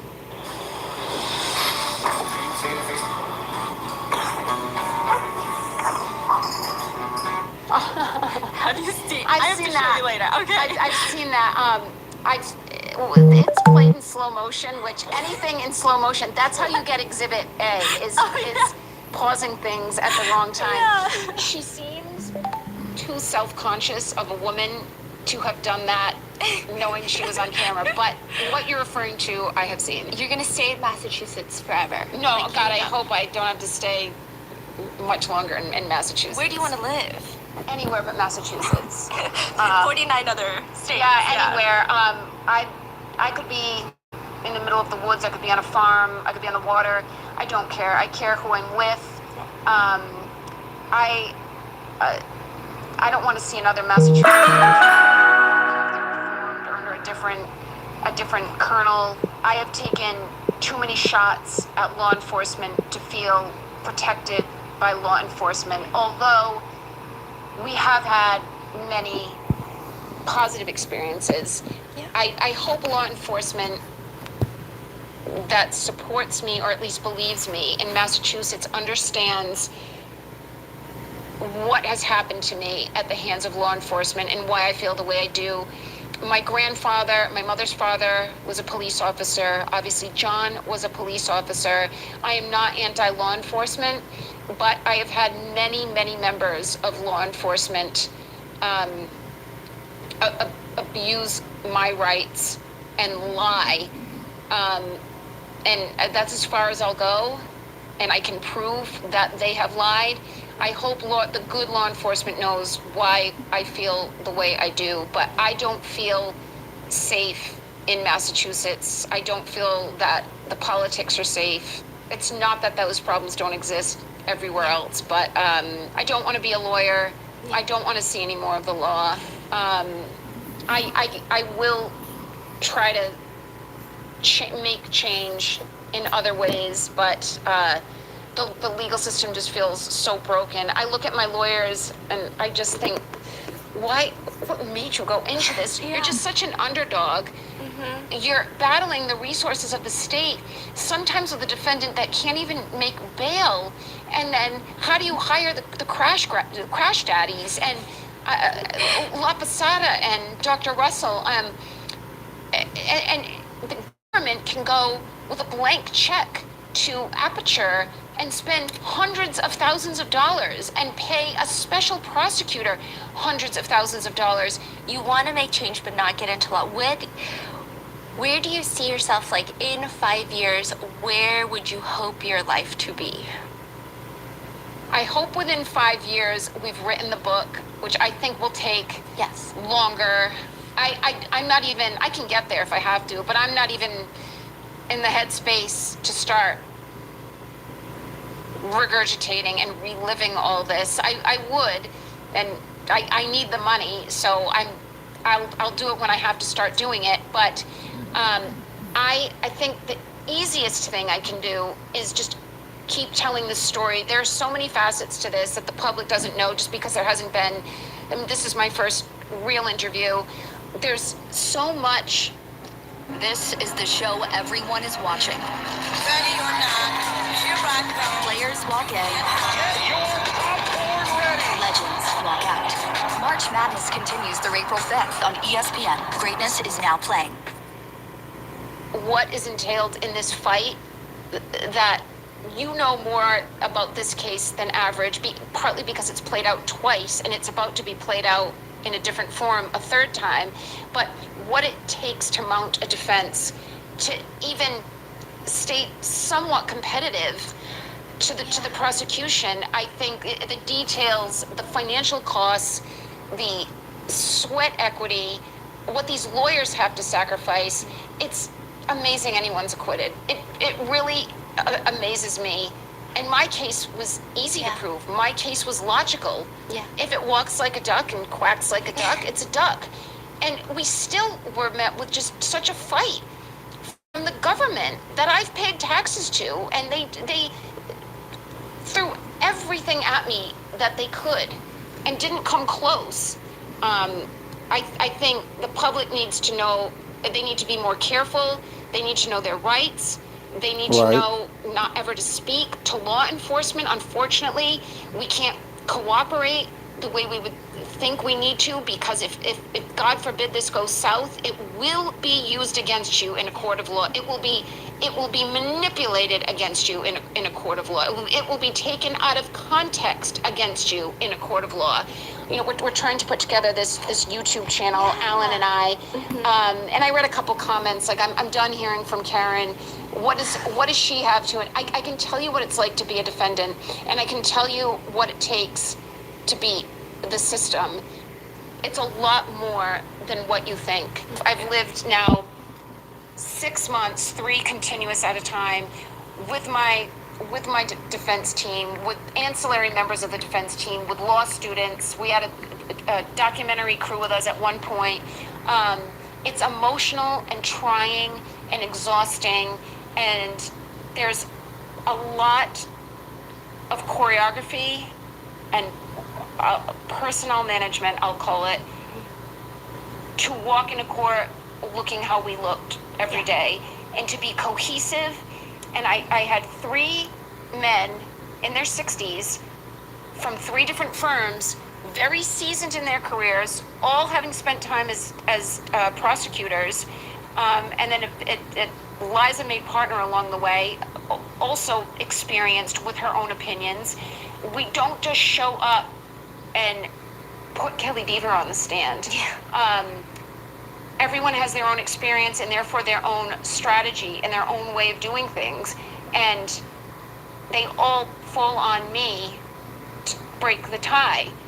It's very, very trying. It's why I feel this crash from trial, because it wasn't just sitting there and trying to keep my emotions in check, which sometimes I didn't do a very good job of. It was what was happening. Honestly, trial, sitting there, was oftentimes easier than having to go home. The worst nights, the worst moments of trial at times were Monday and Tuesday nights, where we just had a grueling day at court and some big witness is coming on Thursday, or worse, we think a big witness is coming Thursday, but Brennan hasn't finalized the batting order yet. So it could be the children are testifying on Thursday, or it could be Buchnick, or it could be Tully, one of the 4. I mean, that's how it goes. That's the dirty pool that's happening, is we are finding out sometimes within 1 day's notice who is going to testify. We were told that, now I can't remember her name, the dog DNA expert from UCal Berkeley, she was on the witness list. We were told every Friday when the judge would call us up at sidebar and say, what are the plans, who's coming up next? We were told every Friday, she's coming, she should be coming this week, we're trying to make travel arrangements, she should be coming. She never came. And we have our own opinions about why she didn't testify, but it wasn't as if we had this roadmap of trial and we had some time to plan. We, for example, did not know if we could call ARCA until trial had already started. So Judge Cannoni told Alan the morning of opening statements in trial 2 that she had not made up her mind about ARCA, and he was therefore disallowed from mentioning ARCA in his opening statements. So that meant Hank Brennan presented his case, and you're going to hear from Aperture, ladies and gentlemen, and 2 PhDs. Oh, well, that's right, Shannon Burgess lied about his degrees. Yeah. 1 PhD is going to tell you that car backed up at 24 miles an hour, 62 feet, and it spun him around like a top, and he fell and cracked his head open. Then we get up to give opening statements, and we've got the federally contracted ARCA PhDs who've done all this work, and we've had them now for a year, and we can't mention them. So if jurors were paying attention, they'd say, well, wait a minute. So the prosecution has a physical reconstructionist who's going to tell us that car damaged that body and that body damaged that car, but Reed doesn't have, why they can't prove it? So they go into trial thinking, I don't think Reed can physically prove that this didn't happen. This is Cannoni handicapping us. So she said to Alan, the morning of opening, you have 10 minutes. I have not ruled on ARCA. And Alan said, Your Honor, it's in my opening statement. I can't not talk about they're arguably our 2 most important witnesses. And she said, you have 10 minutes to sit at the table and edit your opening. And she gave him exactly that. I've never seen Alan, and I've seen him in different states of pressure. this was unspeakable, what she was putting him through. And he is so choreographed and fastidious and meticulous, and everything flows. It's not a stream of consciousness. It's something he's worked and massaged. And he reiterates things as he goes through. He didn't just talk about ARCA once. He introduced them in the beginning. There was no collision. There was no collision. There was no collision with John O'Keefe. There was no collision. There was no collision. There was no collision. There was no collision. There was no collision. And then he goes into detail throughout that all had to be excised and still flow. These are fights that we were made to endure, that we shouldn't have, that and it was something like this multiple times a day of this magnitude. So I think long answer to your question about the next 5 years, I even just for therapeutic reasons, I want people who care to know everything that happened. You're still fighting. So you had the 2 trials, but now there's a civil fight. There's multiple civil fights. How much is that going to cost? My biggest expense is logistics. The amount of work required is just so vast. I mean, it took 3 different firms, Yannetti, DLA Piper, where Bob was from, and Worksman Jackson, for 2 trials. We didn't even make it through the first time around. We had to do it again. And now I currently have 3 civil trials happening. I have the O'Keefe wrongful death suit in Plymouth County, Massachusetts. I have my suit against Canton PD and Massachusetts State Police in Bristol County, Massachusetts, both state. And now I have the federal with the Alberts, McCabe's, Higgins, Proctor, Tully, and Buchnick. So that's 3. Alan is still one of my attorneys. I am not currently compensating Alan, but I do pay for all the travel and logistics. I have paid modestly so far, she and Finney, but the amount of work they've done on a billable hour rate is already astronomical. I mean, they're doing something robust for my case as I sit here right now. They're amazing, and there's 3 of them, and they're all just like Alan's firm. They're all complementary. They work together for a reason because they're good together. The worst is over. I am used to fighting now. If any party to this thinks this is inflicting pain on me, you don't understand what I've been through and what I've survived and what I can handle, and you don't understand what's going on and what more is about to be revealed. I mean, we were hamstrung, in our opinion, badly at trial. There's more evidence and there's more of a story to tell, and it has to be done. We have to finish this. It's why Alan is still involved. It's why Damon, he was my parents' attorney throughout the last year, but it's why Damon wants to be a part of this civil suit as well. But we have a lot more to do, and luckily we know this case so well. So many of us know it so well. It's just a matter of understanding civil law and how this all has to play out, and it's even more tedious than the criminal court. And I know you have a civil fund set up. I'm gonna leave that in the description for people to support. I think it's interesting because there is kind of this narrative that like you got a book deal, you have all this money from the documentary, which we're finding out is not true. You sold your house, we do know that's true. You lost years of your life that you could have been working. You lost your careers, you used up your savings, you cashed out on your retirement. You sold your treadmill. Oh, I did sell. Who said that? It was in an interview. Did I say that? Yeah. Oh, I didn't see that. I did sell my treadmill. I think I gave it to my neighbor. Did my neighbor take my treadmill? Yeah. I sold it to my neighbor. My neighbors were lovely. They're a young family, and they had a baby in the middle of all this. It was funny because not like a creep, but I would watch them out the window. My bedroom faced their house, and I would hear the little baby that was born. I want to say their baby was born. Okay. I'm going to go ahead and end this here. This here was the interview with Karen Reed by Ronnie Mango. If you want to see the visual, go check out Ronnie Mango. With that being said, I thank y'all for being here. Like, share, subscribe. I'll see y'all later. Peace.